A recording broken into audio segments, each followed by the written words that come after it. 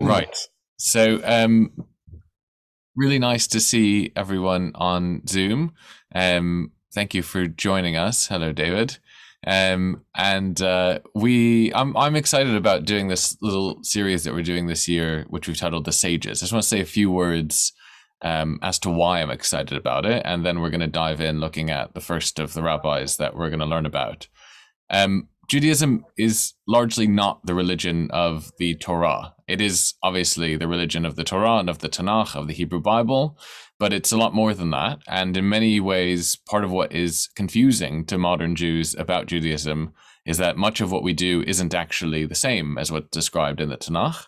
And that's because of the role of the rabbis, capital T, capital R, aka the sages, aka Ḥazal in Hebrew. Hachmenu zichronam livracha, our sages, may their memories be a blessing.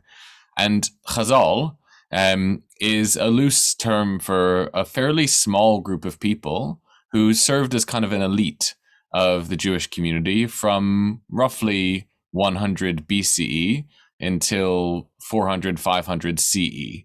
And we're going to look at the key time of that between the years 0 and 200. We're going to look at 5 people over the course of the year who taught during that time and shaped the way in which Judaism developed as we know it. Technically, we often call the Judaism we practice rabbinic Judaism. And the reason is because it's heavily shaped by these individuals, and their lives and their backgrounds and their teachings give us a real good insight in some way into the world they lived in and into how Judaism developed as a result.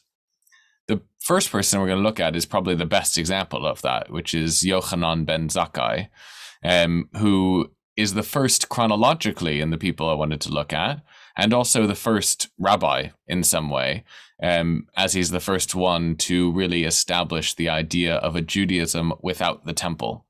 It had been coming for a while that there might be a Judaism without a temple, because the society in which Jews lived in the first century was disintegrating around them.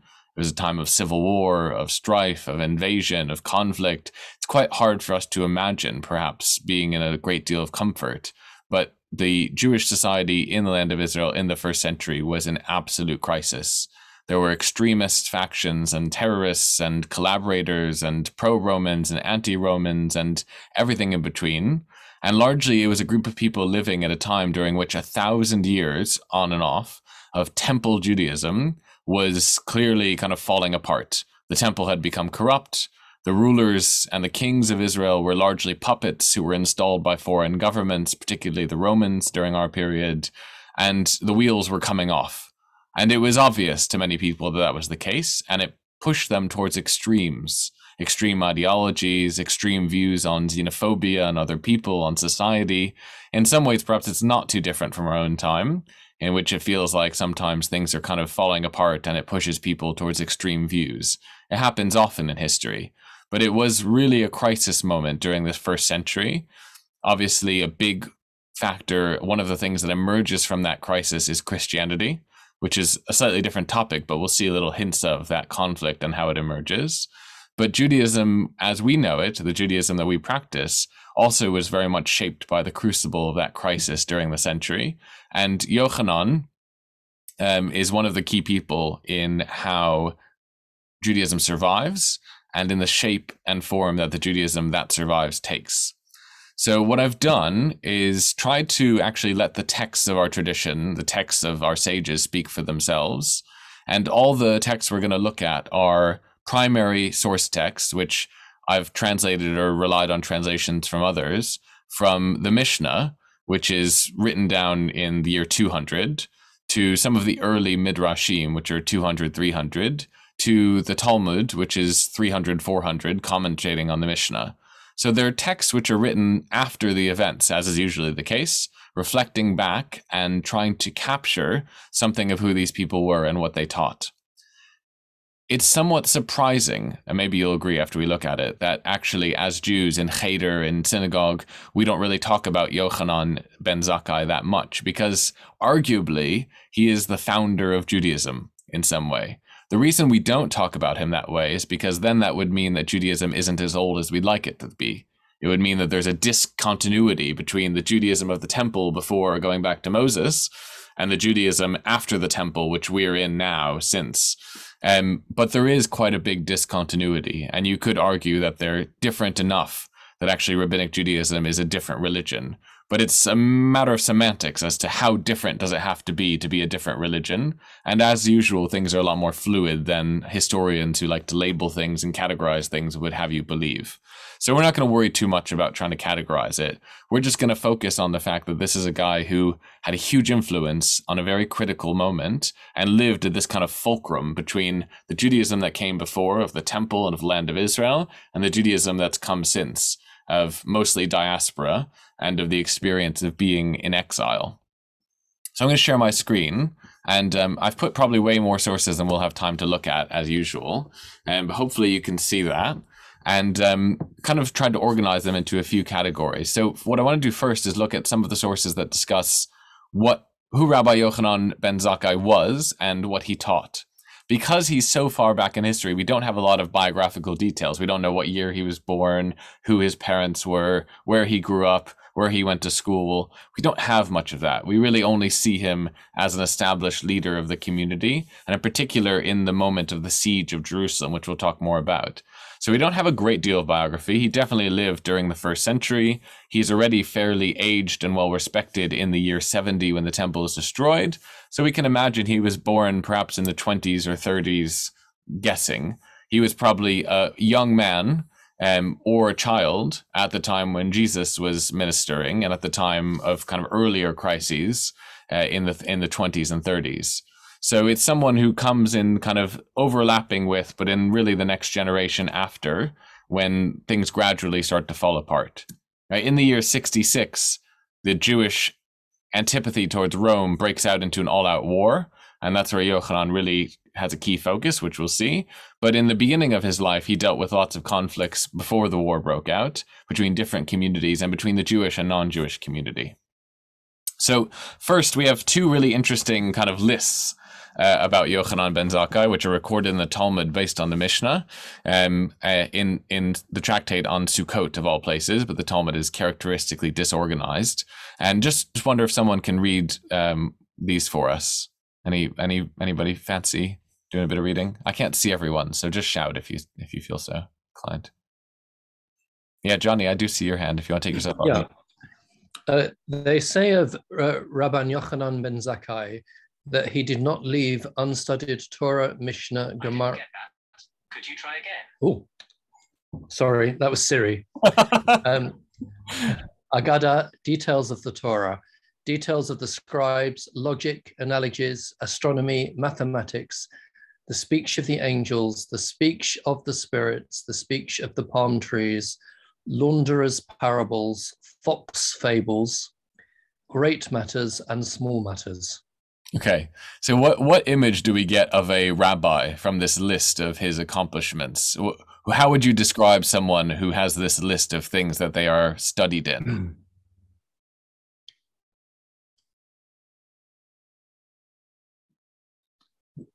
Very worldly. I mean, it's not just Judaism, is it? Good, right? It's not just Judaism. We might use a word like polymath in some way, right? He's got a lot of expertise in lots of different fields. Many of these have nothing explicitly to do with Judaism. If we think Judaism is purely a religion, which we often do, it's things that regarding kind of common sense, math, logic, astronomy, in addition to Torah, Mishnah, Gemara, Halacha, Agadah, etc. And it's also really mundane, kind of common sense and common people things like launderers' parables. I love that this was a category that you could apply as the kind of parables that launderers tell, right? You have to imagine that in the time, being a launderer meant you spent a lot of time by a well scraping clothes on a board, and presumably you had a lot of time to talk to the other launderers. So there was a sense that actually launderers tell these kind of stories to each other, and he knew those. He also knew what is called here fox fables, which of course is reminiscent of what we know as Aesop's fables, right? The ancient Greek tradition of telling animal stories as a way to teach moral lessons. He knew those too. So this is someone with quite a diverse range of interests, not your typical Stamford Hill rabbi who knows an awful lot about Talmud but doesn't know anything about, kind of science.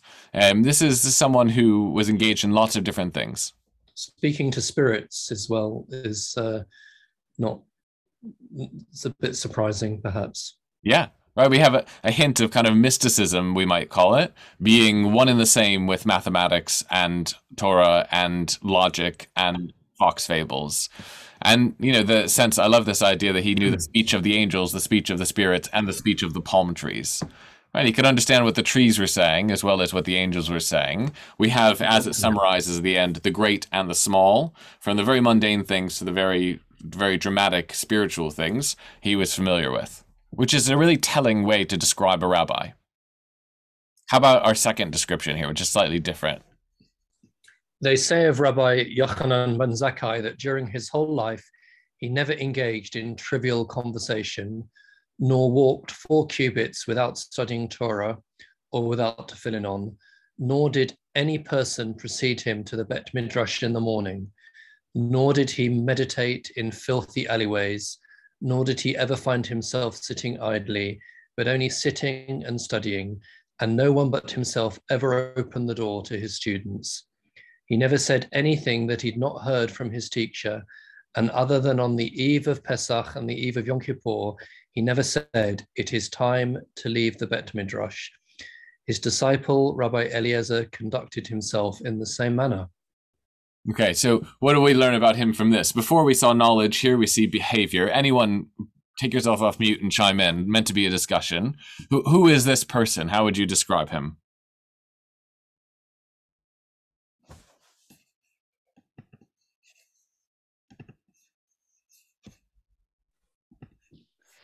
Hello.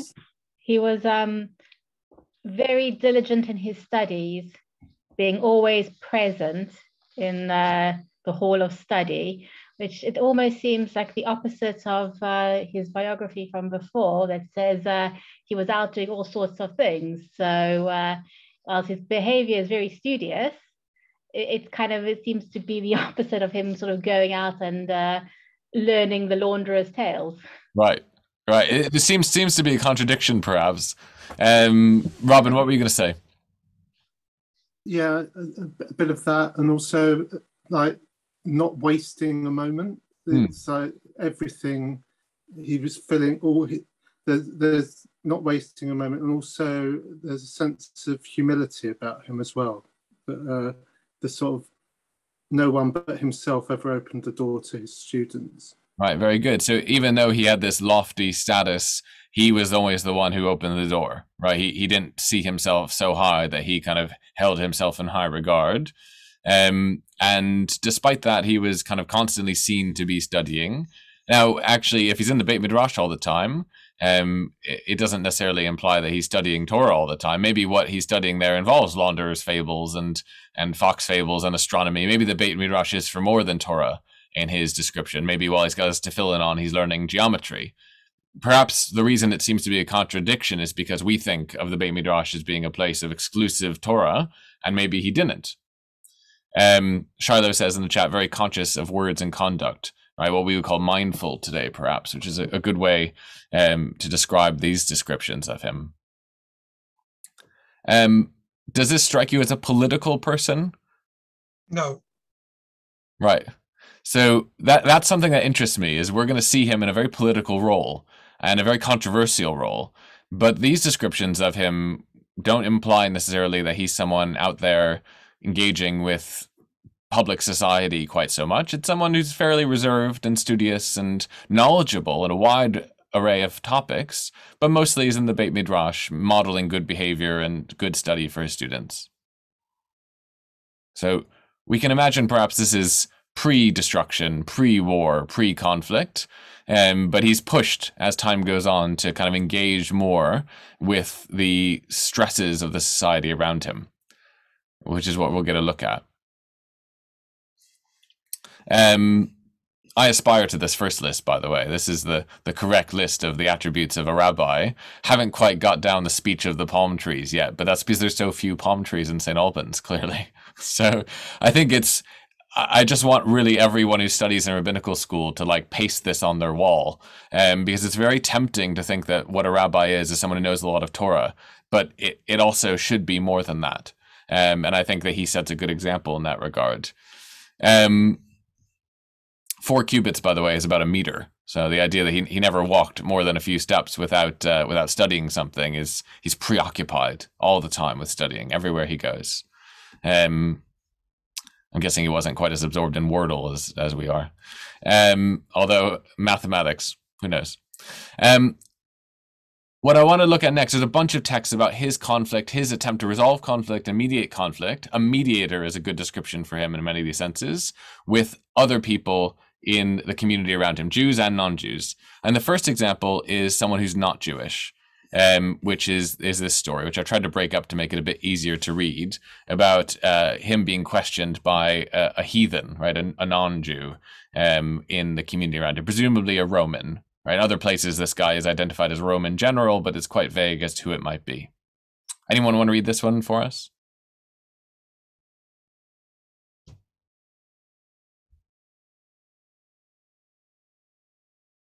Not all at once. Rabban.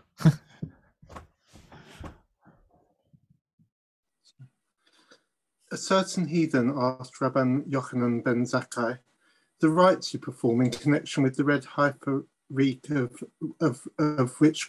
the red heifer reek of witchcraft. You bring a heifer, burn it, grind it, and take its ashes. You sprinkle 2 or 3 drops on one of you who is contaminated with corpse defilement, and say to him, "You are clean." Just to pause you there, Robin. Everyone familiar with what we're talking about here? This is the beginning of Numbers chapter 8, what we call the story of the para, right? Where it's describing what you need to do if you have impurity imposed by death, if you find a murder, if you find a case where there's death. The only way to get rid of that impurity in the biblical system is this bizarre ritual involving a purely red heifer, a female cow, which has to then be burnt, ground up, its ashes mixed into water, and you drink the water and it makes you clean again, which is, it's pretty straightforward for someone to go, this seems like magic, which is what someone says to him. Rabban Yochanan Ben Zakai said to him, "Have you ever been possessed by a demon?" "No," he replied. "Have you ever seen a man possessed by a demon?" He answered, "Yes." "And what do you do for him?" "We bring herbs and make them smoke beneath him, then throw water on him, and the demon is exorcised." He answered, "Let your ears hear what your mouth has spoken. The spirit of defilement is the same as your demon, as it is written, and I will also make the prophets and the unclean spirit vanish from the land. We sprinkle on it the waters of purification, and it is exorcised." After the heathen had left, Rabbi Yochanan's disciples said to him, "You dismissed him with a superficial answer, but what answer would you give us?" He replied to them, "By your life, the dead does not defile, nor does the water purify, but the Holy Blessed One said, 'It's the statute I have laid down, a decree I have decreed, and you are not authorized to violate my decree.'" Okay. Super interesting. What's going on here? Who can kind of summarize the answer he gives to the heathen about the red heifer, and then what his students ask him about it? Trying to satisfy 2 different types of people. Right, he gives 2 answers, right? To the heathen, he says, well, it's kind of like what you guys do when you exorcise a demon from someone, right? You do basically the same thing. You take some herbs, you smoke them, you sprinkle water. That's exactly what we do. Look, it's here in the Torah and Zechariah when he says the unclean spirit will vanish. We're doing the same thing you do. It's not so different. Which is an interesting answer to him saying, it seems like you guys are doing witchcraft. But then he says he doesn't actually believe any of it. That's right. That's right. So his students go, okay, so you told him that, but what's the real answer, Yochanan? And he says, oh, yeah. Not only does he say the ritual doesn't work, he actually says the dead does not defile, right? He's actually contradicting the entire idea of the impurity implied in the Torah, that a dead body can defile someone, and saying, no, it doesn't actually happen. Dead bodies don't defile. Water doesn't actually purify. There's no magic behind it, but God said to do it, so we do it. What do you make of that answer? Well, that's often the explanation, isn't it, given in the Torah for all sorts of. I mean, I think the explanation for kashrut, isn't it, that you shall be holy because the Lord your God is holy, or something like that. Yeah, it's not always logical. Sometimes the point is it doesn't make sense, but we do it anyway. which is quite disturbing. It is. It is. But what does it tell us about him in terms of his approach to Torah or his idea of leadership, that he gives one answer in the public-facing interaction with the non-Jew who's questioning him and calling him a hypocrite, basically, versus one answer to his students who understand more of the context? And the answer to his students is the quite demoralizing, disheartening one, as you say. Perhaps he is a politician after all. He plays to his audience. Yes, he does. He knows his audience. What do you mean? Say more about that, Amit. Well, he understands who is speaking, how to appease, how to basically talk to so that the audience understands what, or send them, content with an answer. Right. Very good.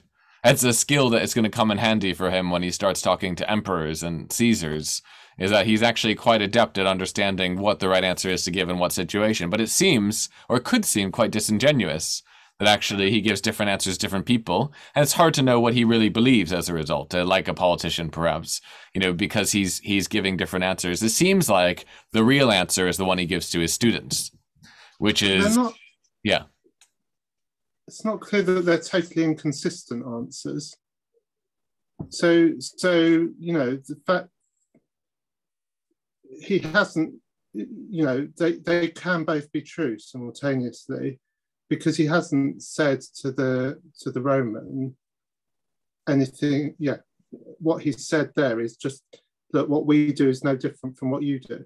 Very good, right? You're absolutely right. You could see that in both cases what he's saying is it's a placebo effect, right? What you do when you exercise someone, whether you know it or not, is, a ritual that's helpful but not actually doing anything. It's not actually acting. And it's the same what we do when we do this ritual with the red heifer. And his students ask him to clarify. He goes, yeah, listen, they're both a placebo effect, right? We do it because we're told to do it, but you shouldn't believe that it has any real magical effect in terms of what's going on. Which is, again... So it's okay to tell his students that, but you wouldn't let on more widely, would you? Well, he doesn't, right? He doesn't. He clearly is distinguishing between these two venues, which is, it's interesting in many regards. One of them is that we have to keep in mind that during this time, there were two major factions of Jewish political and religious views. One called the Tzedukim, the Sadducees in Greek, and the other called the Perushim, or the Pharisees in Greek. And they were quite at conflict and at odds about lots of things. How to interact with Rome was one of them, but also what role ritual and purity and the priesthood played in Jewish life. And the Sadducees, the Siddukim, really were focused on the priesthood and the temple and purity laws and impurity laws. And the Perushim, which means separatists, they're the ones that kind of separated away, which Yochanan is. He's one of the Perushim. All of our rabbis are. He's actually pretty comfortable saying, yeah, the ritual stuff doesn't matter, because part of his outlook is actually trying to contest and argue with the Siddukim, who were saying different things at the same time. But perhaps he doesn't want to make that a public position because it might be used against him in those arguments with the Siddukim, which is quite insightful in some ways into how Jews interact with each other, right? Even at the very beginning of Judaism, you had 2, 3, 4 breakaway groups and conflicts, and, everyone's got a synagogue they won't go to or a temple they won't go to. And that hasn't really changed in some way, despite many, many years in between. But it did lead to quite a disaster then. And that's part of what he's going to be critical in the moment of, is trying to deal with that disaster. So let's see another case about the Siddukim that comes up in the tractate on hands, Mishnah Yadayim, which is entirely about one of the things that the rabbis, the Perushim and the Siddukim, but actually the rabbis in general, kind of late antique Jews, introduced that's not in the Torah, are lots of rules around hand washing and around how one uses their hands and around whether hands become clean and when you need to wash their hands. There's a very famous comparison to this, which if we had time would be really interesting to look at more in depth, in the New Testament, in chapter 7 of the book of Mark, in the Gospel of Mark, in which Jesus gets into a fight with some Pharisees, which, again, that's a very non-specific term in the New Testament, but means other rabbis, about whether or not you need to wash your hands before you eat food, because whether or not food can impart uncleanliness, impurity. And Jesus takes the position that actually no food, nothing going in your body can ever impart impurity, only things coming out. Quite an interesting framework, right? He talks about impurity being purely a result of what we see in Leviticus, blood, seminal fluid, etc. But nothing can go in your body that entails impurity. That's Jesus' position, which makes sense in the context of positions that the Pharisees held. So he was engaging in a similar dialogue and debate about this idea of impurity as the rabbis were. And here you see an example where Rabbi Yochanan is dealing with the Siddukim, who are complaining about the view of the Pirushim, of which he is the leader, or one of the leaders. Someone want to read this one for us, the bottom of the page? Yep, I'll do it. The Siddukim say, "We cry out against you, Pirushim, for you say, the Holy Scriptures render the hands unclean, but the book of Homer do not render the hands unclean." Rabban Yoḥanan Ben Zakai said, "Is this your only complaint against the Pirushim? For you say, the bones of an ass are clean, but the bones of Yochanan, the high priest, are unclean." Okay, just pause you there for a second, Lilia, because it's a bit crazy to try and figure out what they're talking about, right? So the Siddukim are complaining because they say that the Pirushim, right, the Pharisees, have the opinion that the scroll of the Torah makes your hands unclean, right? It imparts impurity by touching the scroll of the Torah, but touching a book of Homer, right? This is Homer of Iliad and Odyssey fame, which clearly was so familiar to these people at this time, and including to Jewish people, that they just say Homer, right? Doesn't impart impurity. And he, Rabbi Yochanan, sarcastically responds to them, "This is the only problem you have with us?" Because obviously they had a lot more problems than that. And he points out, they have a different view, which is that the bones of a donkey are clean, but the bones of the high priest are unclean, which evidently was a view that they had, that the bones of well-respected human beings were something that imparted impurity. So we have kind of different rubrics of what makes something impure versus pure. The Pharisees say the Torah makes you impure, but other books do not. The Sadducees say that the bones of the high priest make you impure, but the bones of a donkey do not. Again, seems like in both cases an inconsistency. In the first, a book is a book. Doesn't matter which book it is. In the second, a bone is a bone. Doesn't matter whose bone it is. And that's what they're trying to sort out. Carry on, sorry. Can I just put in there, that's a typical example of Jews against Jews. Yes. Absolutely. May I just ask, is the impurity anything to do with the fact that it's written on animal hide? It could be, but that's not how it's going to be interpreted, as we'll see. So let's see what reading he gives of it and see if it makes sense. Lilia? They said to him,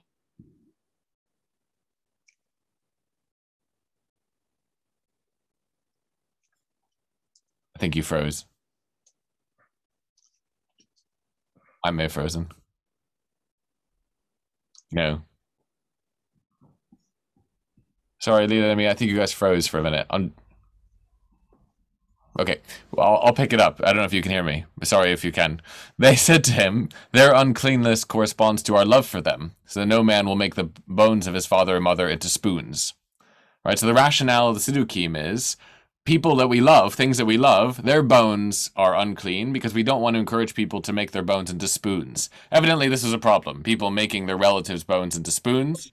Right? We're clearly missing some piece of cultural context here, but they say that the rubric is about how affectionate we feel towards the object. We like our parents, so we say that the bones of our parents are unclean to prevent people from doing weird stuff with them. We like the high priest, so we say the bones of the high priest are unclean to prevent people doing weird stuff with them, and vice versa. We don't care so much about people making spoons out of donkey bones.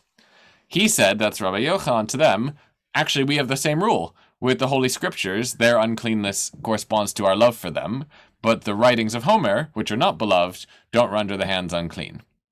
Right? So he actually flips it around in a really clever way to say, oh yeah, we actually understand these the same way.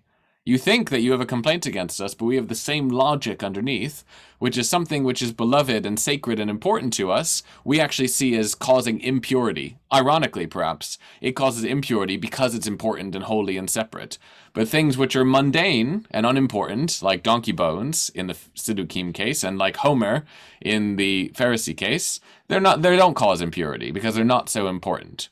Which is a really interesting logical flip in some way. It also kind of shows us the fact that familiarity with Homer was very normal, right? That Homer and the Torah are talked about as one and the same thing. And it also gives us a sense of how he's responding to the Siddukim, that rather than saying, no, you're wrong, that's not how it is, he says, actually, we agree. Do you believe him? Does it make any sense?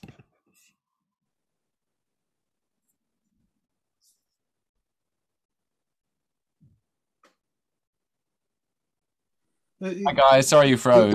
Yeah, sorry about that. Obviously, Zoom was unclean. That's yeah. Evidently, Zoom was unclean. We got to the end. I apologize. We skipped ahead, and we're trying to figure out whether this makes sense. This rubric of things that are more beloved being more unclean. Robin?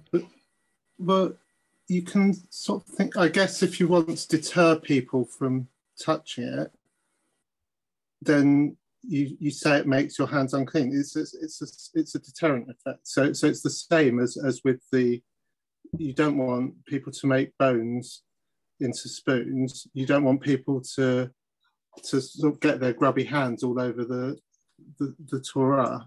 Yeah. And so you say, "Oi, this is special. Don't touch it." Yeah, his logical leap here actually does kind of check out.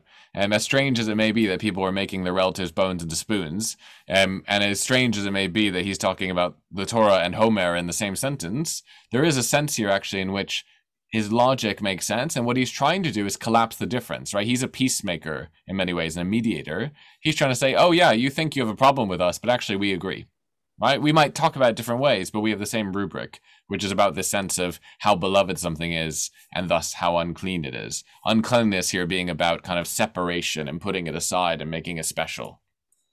And it's sort of, you can think of it as very analogous to the answer he gave the heathen in the previous example.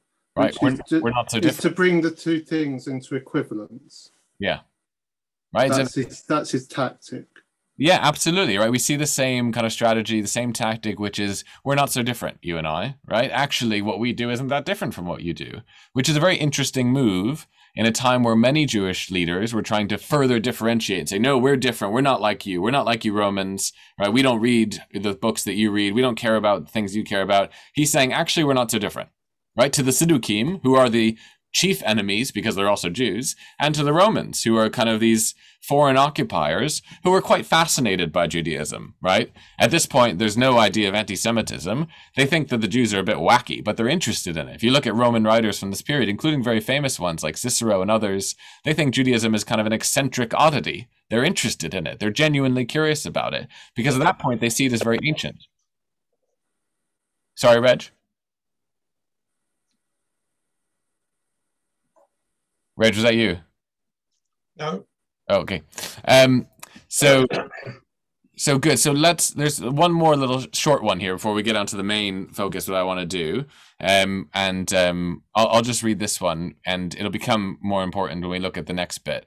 This is again about one of the other groups. So there's a guy named Abba Sikra. By the way, this is a nom de guerre. Sikra was a reference to the group called the Sicari, which was a Latin word for a sickle-shaped blade, a small sickle-shaped blade, which this group called the Sicari carried in their cloaks and used to assassinate other Jews. They were extremist Pharisees who were basically terrorists who went around assassinating Jews who they thought were collaborating with the Romans. So they were kind of a resistance movement, and they mostly killed other Jews. Many of the Sicari, also known as the name we hear called the Biryonim, which means the Thunderers, right? Every gang loves to give itself a crazy name, right? Many of them were Jesus's disciples in the previous generation, right? Judas Iscariot was one of the Sicari, and a bunch of the other ones are called Ben Abinyonim, Biryonim, right? Simon Peter and one of the others. They were all young men who got sucked into this kind of extremist terrorist Pharisee gang, and Jesus kind of brought them back to a middle position. So they're still around in Rabbi Yohanan's time, and Abba Sikra, who is the leader of the Biryonim, basically he's a mob boss, right? That's what I want you to imagine. He's a Jewish mob boss of a terrorist extortion murder gang, was the leader of the Biryonim, that's the gang, and he was also the nephew of Rabbi Yochanan Ben Zakai, right? His nephew is part of the mob. Rabban Yoḥanan sent him a message saying, "Come to me in secret." Had to be in secret. He came to him. He said to him, "How long will you carry on this way and kill all the people with starvation?" Abba Sikra replied, "What can I do? If I say anything, the Biryonim will kill me." Okay? Now, the context of this is that from the year 66 to the year 70, there was an ongoing open rebellion against Rome, led by the extremist Pharisee groups called the Zealots, the Kanaim, and the Sikari and the Biryonim, and all of these mostly underemployed young men with too much time on their hands who got involved in extremist politics, as most revolutions are. They started this rebellion against Rome in 66, which was wildly successful at first. Right? The Romans were not prepared. They didn't have enough soldiers. They didn't think the Jews were going to succeed. And for the first 2 or 3 years, they actually managed to push out a lot of the Roman forces. About 18 months into the conflict, the Romans were so concerned they were actually going to lose control over the province of Judea that they sent an entire legion, that's 10,000 soldiers, who were stationed at Verulamium, here in St. Albans, on ships all the way across the Mediterranean to Judea to put down the rebellion, right? I think it's the 10th Legion, actually was shipped out from Verulamium, where they were hanging out in their, with the hypocaust over here in the park, all the way to Judea because these crazy Jews kept rebelling, which is amazing, right? I love that. Like, actually, there's a St. Albans connection to the story. So during the war, as that legion showed up and the Romans started pushing the Jews back and back and back, they eventually started losing. The initial victories fell by the wayside very quickly with more Roman forces. And by the year 69, going on 70, the Jews were largely only controlling Jerusalem, right? It kind of retracted back to Jerusalem. Jerusalem was the only place they held. Jerusalem, for those who have been, is a very easy place to hold strategically because it's on a mountain where every side is a hill, as anyone who's tried to get there in a car will discover. It's very easy to hold Jerusalem. They basically set up as a siege in Jerusalem for about 18 months at the end of the war. And during that siege, the more extremist components of the Jewish army, particularly guys like Abba Sikra, actually were so focused on the mission of trying to get the Jews to join them, get the majority of Jews who actually didn't care that much about the Romans, to get them to join them in rebelling against the Romans, that they started making the siege worse, right? The siege was already bad because the Romans prevented food and supplies from getting to Jerusalem, but it got so bad that at the end of the siege, the Sikari, the Zealots, the Biryonim, all of these nut jobs actually burned the food that was stored in the temple and in Jerusalem in order to try and get the people more desperate so they would fight the Romans with them, right? Absolute kind of ISIS strategies, right? These ISIS is got a good example 2,000 years ago in these extremist groups that caused the destruction of the temple. And there's an amazing moment. This is during the siege. Rabbi Yochanan's looking around and going, we're not going to make it out of here. But my nephew is the leader of the gang. I'll see if I can convince him. And he says, "What? You're going to kill all the people?"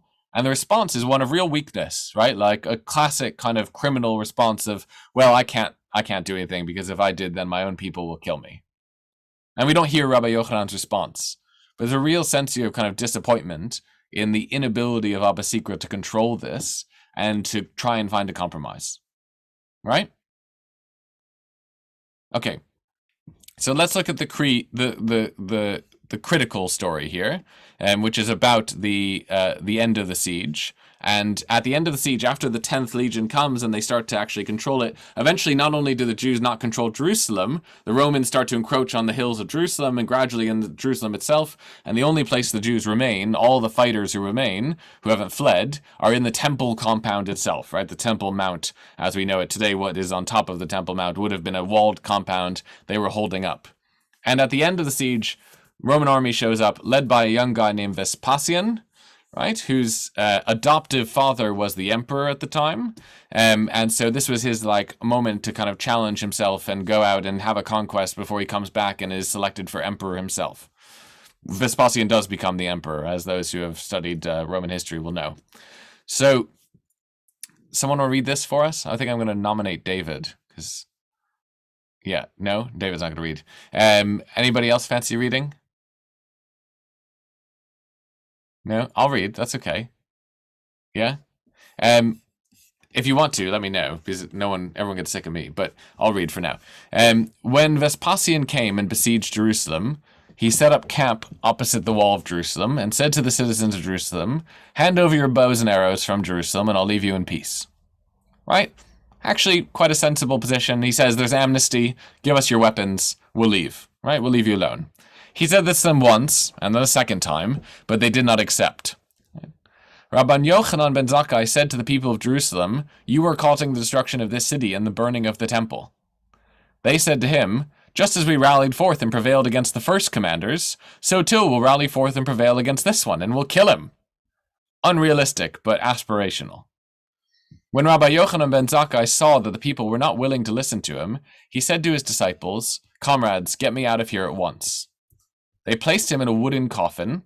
Rabbi Eliezer carried him at his head, and Rabbi Yehoshua was at his feet. They weaved their way through until they reached the city's gates. When they reached the gates, they said to the guards, "Open up for us at once so that we can go out and bury him." The guards replied, "We will not open the gates without first stabbing the body with a sword." Clearly they were suspicious that someone was going to try and sneak out in a coffin, exactly as they do.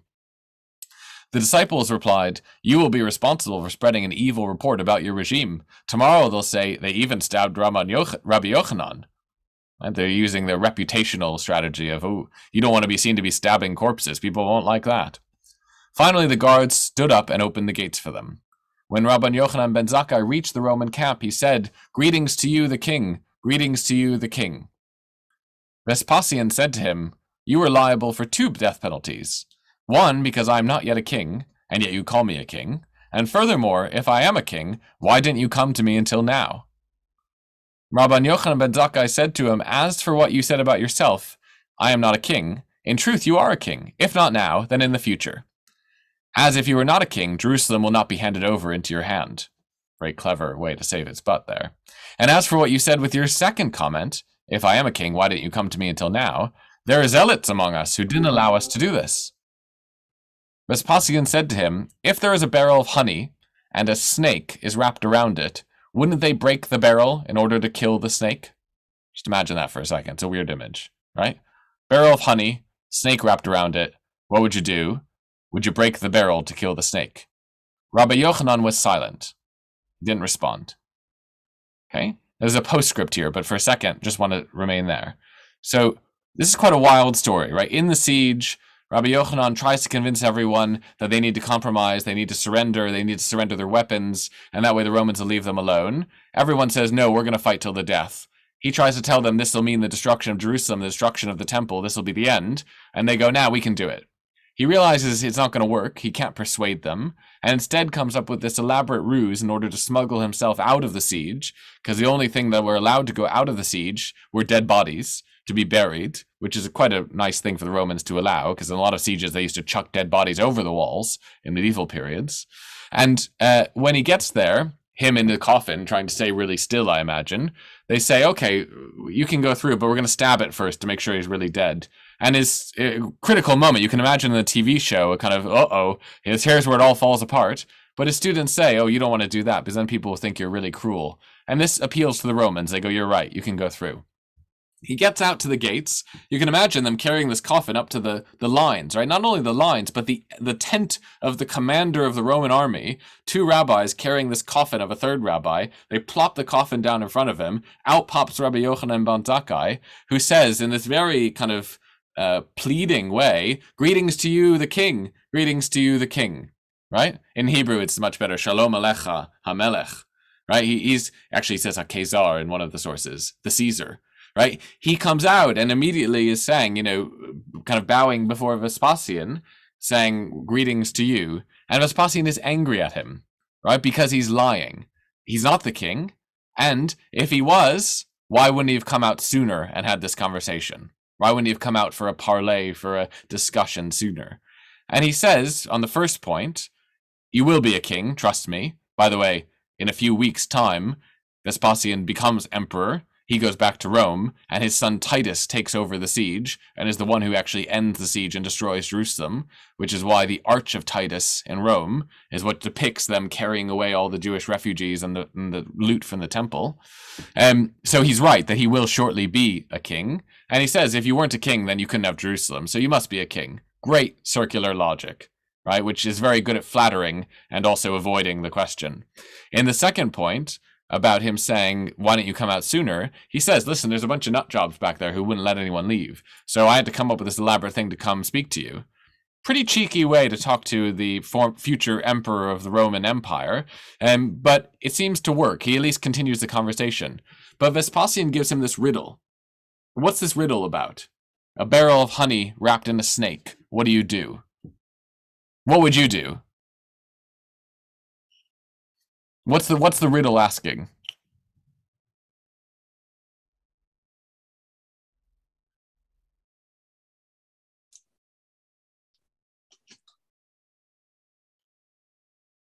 Reg? I can't see the logic in it. There's a simple answer. Kill the snake. Okay, good, right? Kill the snake. Don't destroy the barrel is the simple answer. That's a simple answer, yes. But to Vespasian, he says, of course, wouldn't you break the barrel to kill the snake? Now, obviously, this is a metaphor for the situation he's in. He's saying, listen, I've got the siege. I've got all these extremists. You know, the only choice I have is to destroy the city in order to destroy the extremists. That's his way of kind of trying to convey and apologize why he's doing what he is. It becomes very cruel, right? There's a lot of really dark stuff that happens in the siege. Cannibalism, lots of violence, lots of cruelty. It's a really dark moment. Obviously, that's what's a central point of our religious life. We talk about the destruction of the temple all the time. We have a whole day devoted to mourning this moment in 70 when the temple is destroyed. Big focus for us. But Rabbi Yochanan Ben Zakai, the logic, the astronomy, the mathematics, this guy who has all these logical, rhetorical skills, doesn't say anything.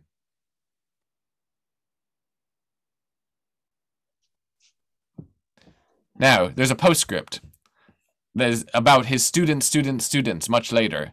These are 3 generations later.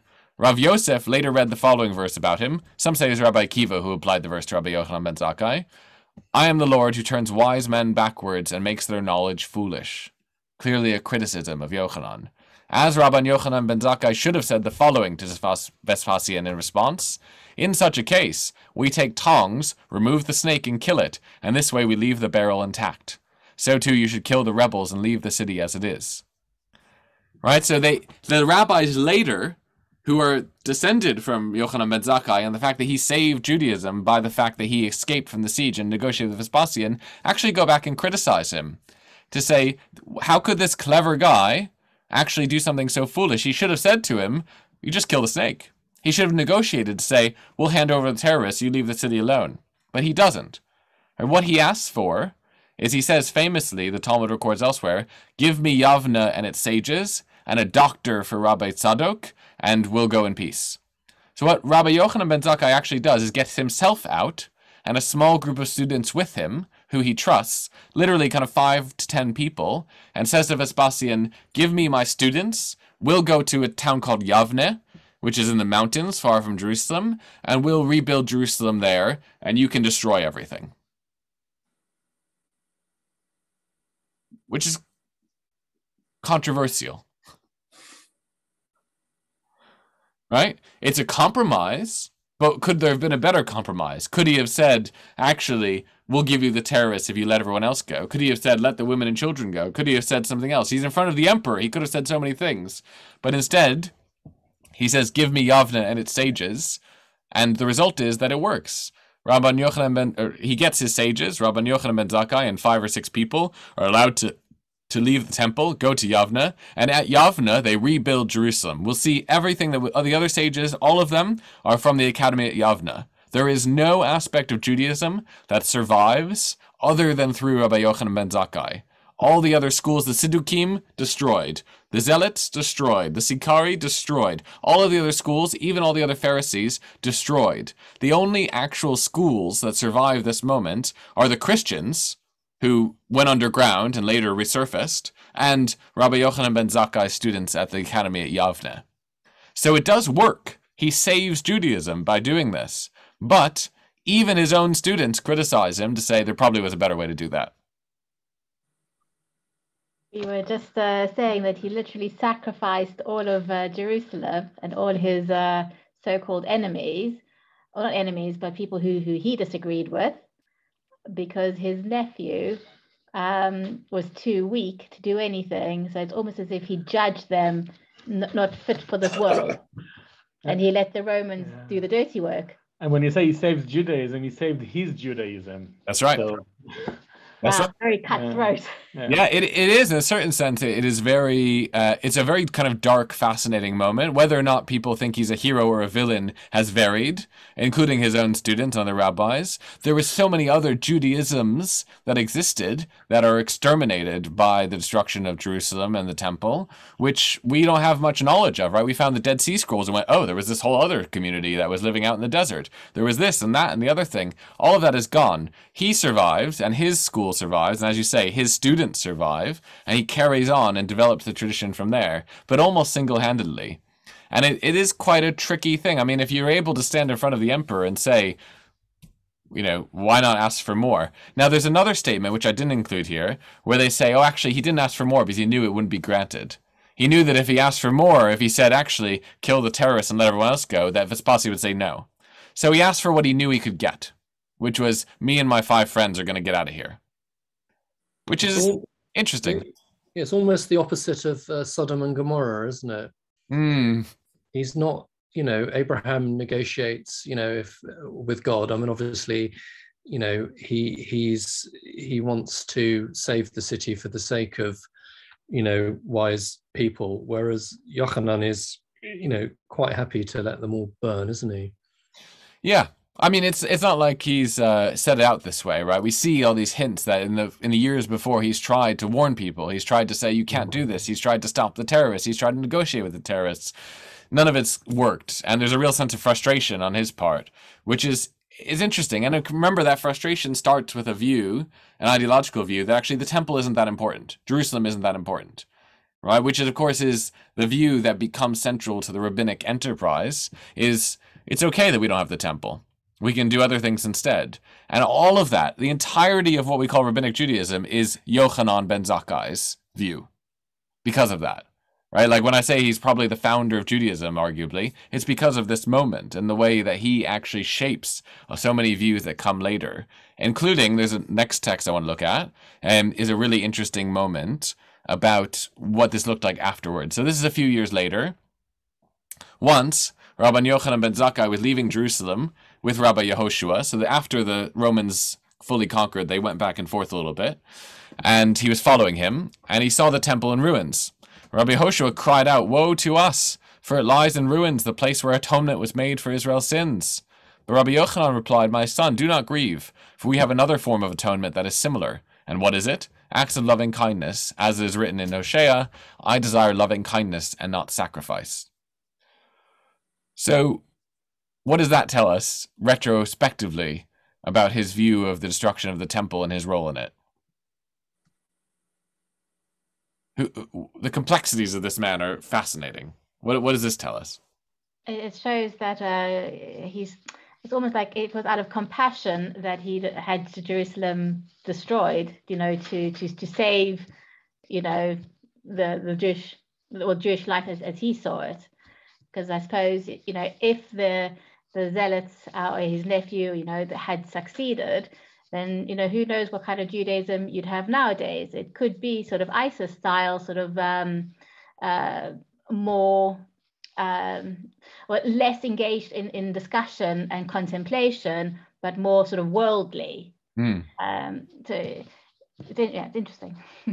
Absolutely. So we have the window of him thinking what could have happened if the zealots won. We also have the sense of him thinking about the temple itself is not that important. Remember his arguments with the Siddukim who were focused on the temple. Here we see it laid out explicitly after the temple is destroyed. It wasn't really in vogue for the Pharisees to actually come out and say, we don't like the temple. Because you kind of had to say you like the temple because everyone was about the temple. You couldn't yet say, actually forget the temple. But they did lots of things to undermine the centrality of the temple. Building synagogues in order to have people pray away from the temple.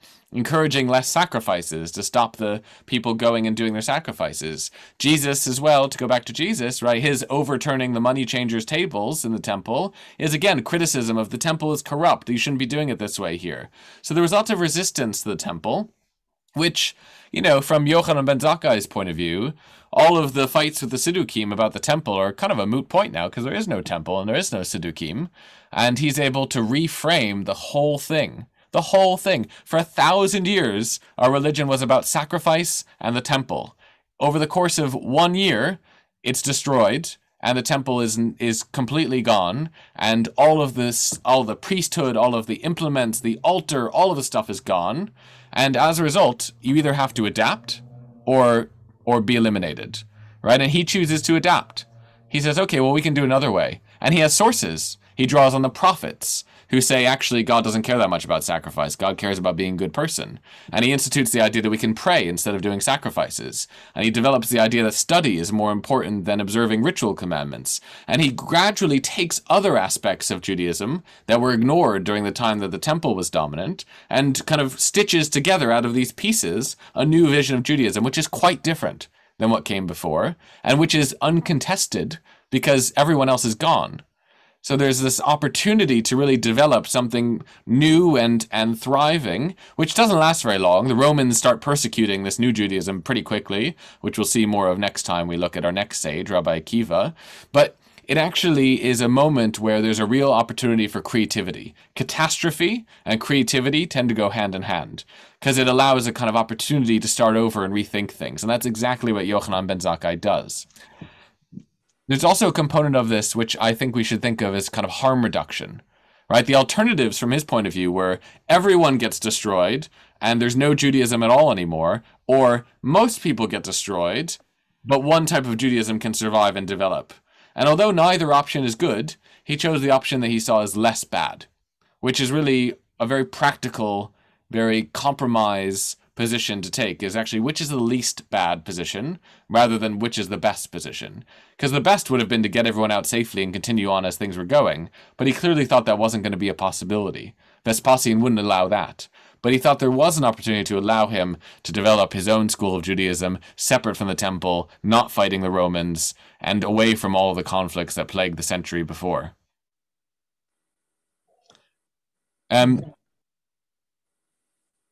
Sorry, who was it? Was that someone going to say something? Right.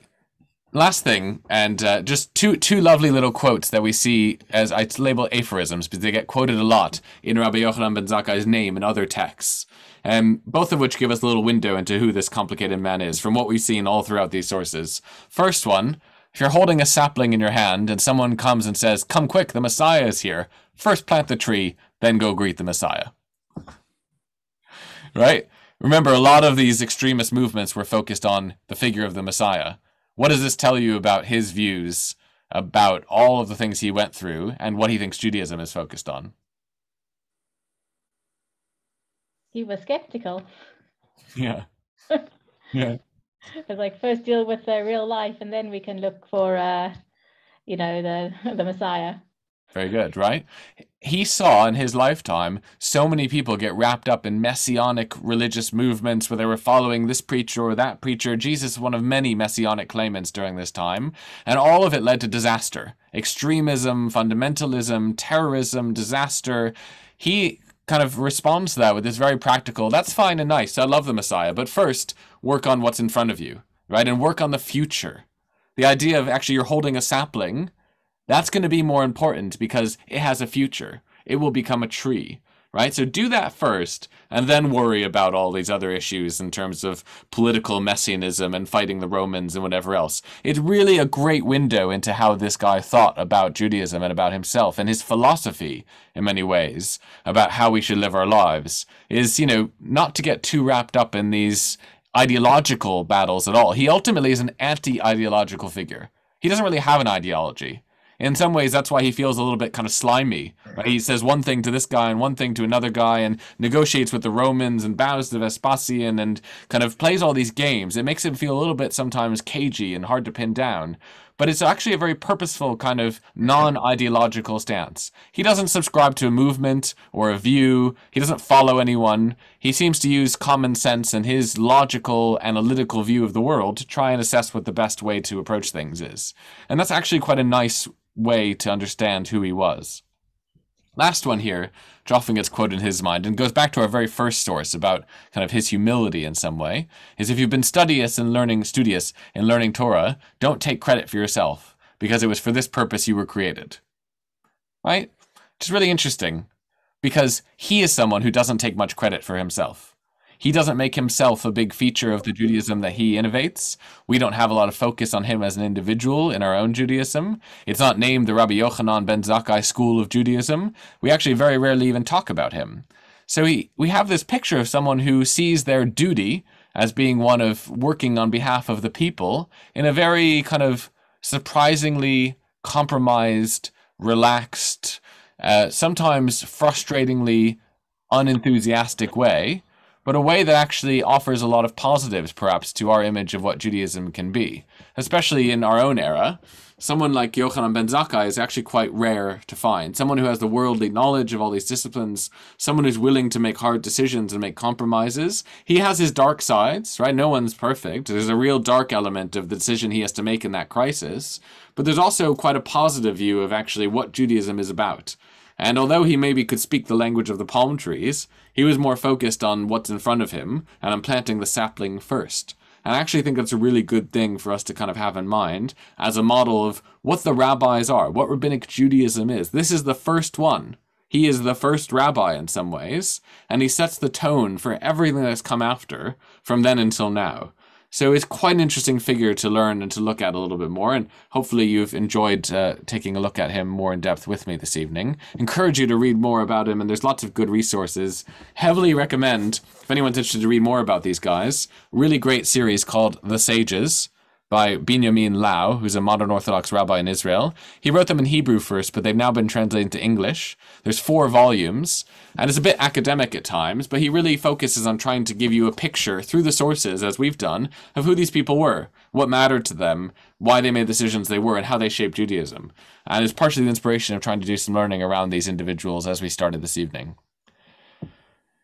Thank you for joining me. If someone tells you the Messiah is coming, finish what you're doing first. Thank you very much.